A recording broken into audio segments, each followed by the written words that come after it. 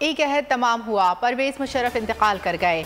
79 साला साबिक army chief और सदर दुबई के निजी अस्पताल में जेरे इलाज थे। आज कराची में सुपुर्द खाक किया जाएगा। मैयत की मुंतकिली के लिए तैयारा आज सुबह दुबई रवाना होगा। तर्जुमान दफ्तर खारजा ने कहा, मुत्तहिदा अरब अमारात में पाकिस्तान मिशन मुकम्मल ताउन कर रहा है। परवेज मुशर्रफ के खानदान के साथ राब्ते में है। परवेज मुशर्रफ बोल फैमिली का भी हिस्सा है।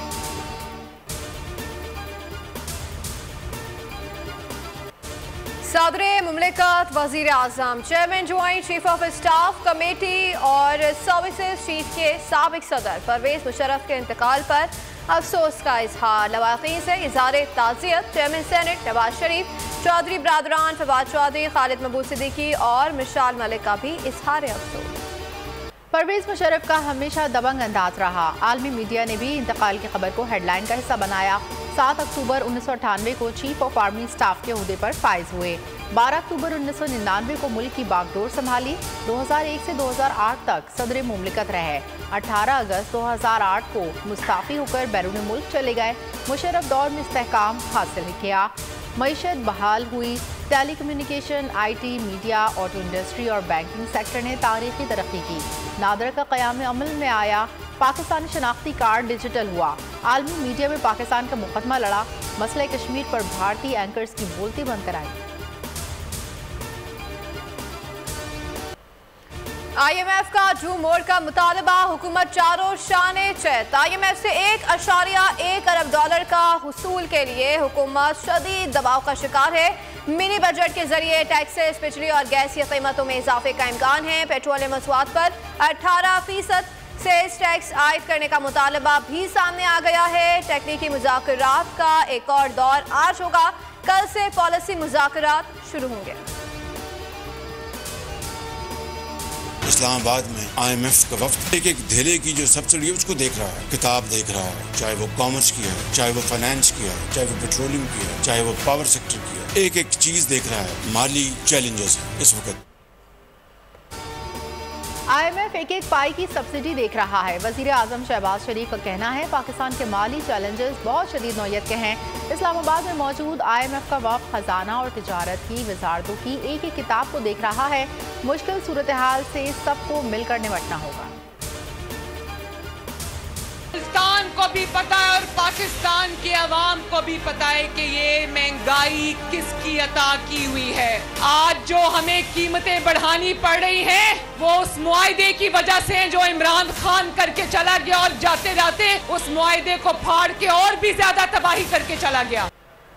हमें रुलाने की बातें करने वाले बच्चों की तरह रो रहे हैं। घड़ी चोर ने सिर्फ घड़ी चोरी नहीं की, मुल्क में तबाही मचाई है। मरियम नवाज का मुल्तान में जलसा आम से खिताब। कहा, ये 4 साल जेल भरो तहरीक चला रहा था, अब कहता है कि जेल भरो तहरीक शुरू करेंगे। तहरीक से कबल अपनी जमानत खत्म कराओ। नून लीग ने पेट्रोल 35 रुपए महंगा किया। मरियम नवाज बताएं किस मुंह से मुल्तान का दौरा कर रही हैं। रहनुमा PTI शाह महमूद कुरैशी का मरियम नवाज को करारा जवाब। कहा, मरियम नवाज ने ये क्यों नहीं बताया बिजली, गैस, आटा और पेट्रोल मजीद महंगा होने वाला है।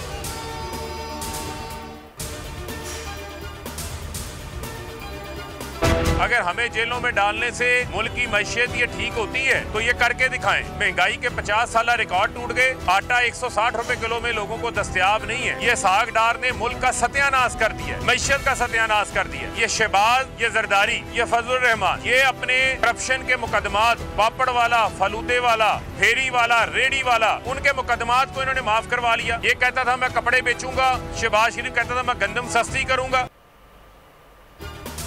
इतनी महंगाई क्यों? फारूक हबीब हुक्मरानों पर बरस पड़े। कहना था कि आटा 160 रुपए का हो गया है। इम्पोर्टेड हुकूमत में महंगाई के रिकॉर्ड टूट गए।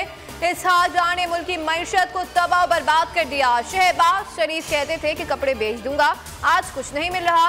फारूक हबीब ने कहा कि बताया जाए कौन इलेक्शन कमीशन को इंतखाबात से रोक रहा है।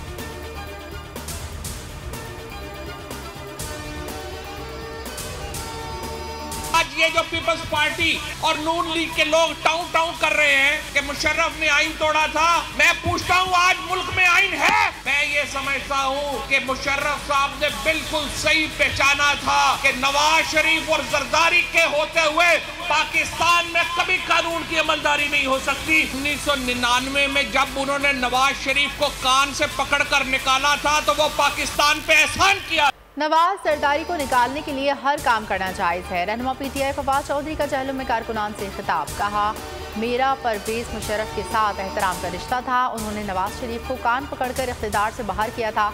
मजीद कहा, जहलम से जीत कर सीट इमरान खान के हवाले करूंगा।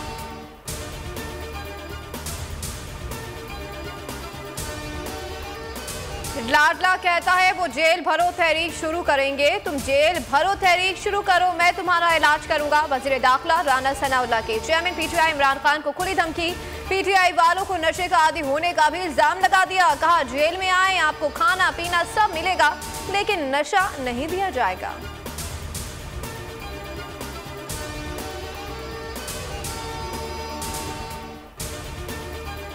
तहरीक इंसाफ की जेल भरो तहरीक के लिए खिलाड़ी तैयार। कमोबेश 4 लाख पीटीआई कारकुन खुद को गिरफ्तारी के लिए पेश करेंगे। जिलाई तंजीमों को अहदाफ सौंप दिए गए।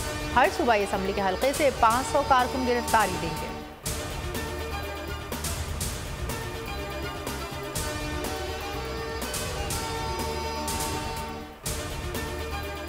एमकेएम पाकिस्तान का कराची की हल्का बंदियां ठीक करने के लिए सिंध हुकूमत को 7 रोज का अल्टीमेटम। 12 फरवरी को फवारा चौक पर धरना देने का ऐलान। खालिद महबूब सिद्दीकी का कहना था कि अगले इतवार को बहादुराबाद मरकज फवारा चौक पर शिफ्ट कर देंगे। कारकुनान को तैयारियों की हिदायत। कहा, कराची में कौमी असम्बली नशिस्तों पर ज़िमनी इलेक्शन में हिस्सा लेंगे।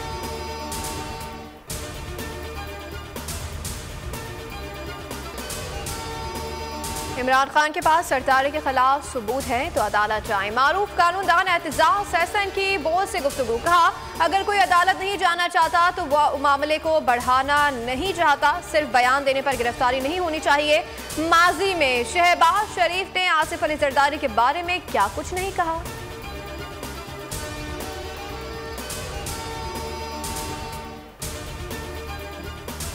तहरीक इंसाफ के अरकान कौमी असम्बली के इस्तीफों से खाली नशिस्तों पर ज़िमनी इंतखाब का अमल शुरू। कराची में कौमी असम्बली के 9 हल्कों के ज़िमनी इंतखाब के लिए कागजात नामजदगी आज से जमा कराए जाएंगे। कागजात की जांच पड़ताल 13 फरवरी से की जाएगी। पोलिंग 16 मार्च को होगी।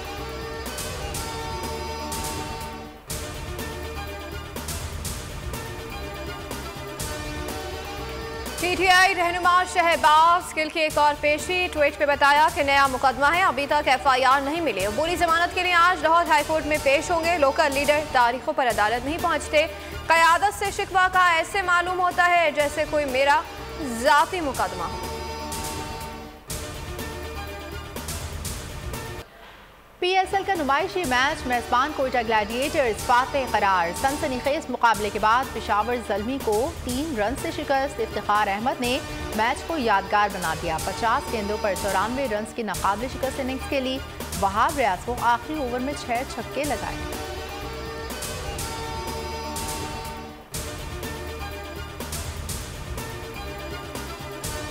कोयटा में पंजाब के निगरा वजीर की पिटाई। इफ्तिखार अहमद ने वहाब रियाज को लगातार 6 छक्के लगाए। मैच के बाद वहाब रियाज ने इफ्तिखार अहमद के साथ अपनी भी तारीफ की।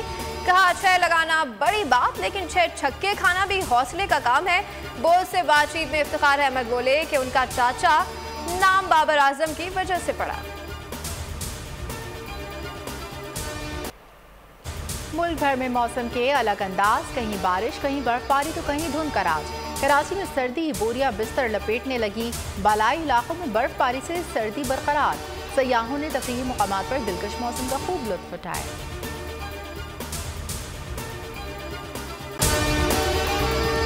और अगर आपको हमारी ये वीडियो पसंद आई है तो लाइक पर क्लिक कीजिए। खूने नाहक बहुत पी चुकी ये जमीन, अब कोई दिन में ये खून उगलने को है।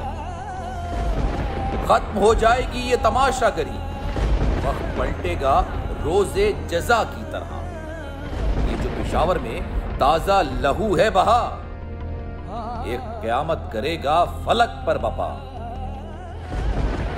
गम की सलमनाक घड़ी में बोल सानह पेशावर में शहीद होने वालों के लवाहिकीन के साथ।